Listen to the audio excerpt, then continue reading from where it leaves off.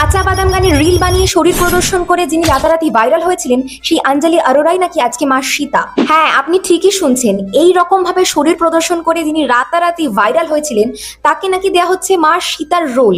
ভাবতে পারছেন, মা সীতা কিন্তু আমাদের কাছে কোনো ক্যারেক্টার নয়, তিনি আমাদের মা দেবী। তার চরিত্রের অভিনয় সেটা কতটা সেন্সিটিভ জায়গা একজন সনাতনী হিসেবে সেটা তো আপনি আমি খুব ভালো করেই জানি। মহাকাব্য শ্রী রামায়ণ কথা ছবিতে অঞ্জলি অরোরাকে নাকি দেখা যাবে মা সীতার চরিত্রে। আপনি কি এই বিষয়টিকে সমর্থন করছেন?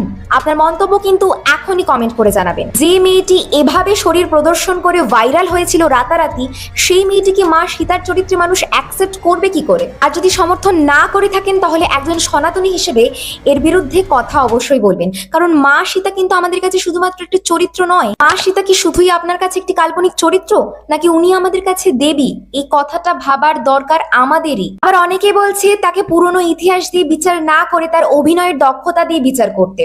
আপনি কি এই কথার সাথে সমর্থন করেন? প্রশ্ন তো এখানে, অঞ্জলি অরোরা কি সত্যি মা সীতার চরিত্রের জন্য উপযুক্ত?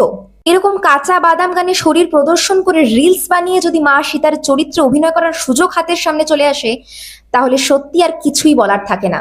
এ বিষয়ে আপনার মন্তব্য কি? আপনার মন্তব্য অবশ্যই কমেন্ট করে জানাবেন। আর এমনই আরো আপডেট পেতে পেজটি ফলো করে রাখবেন। ধন্যবাদ।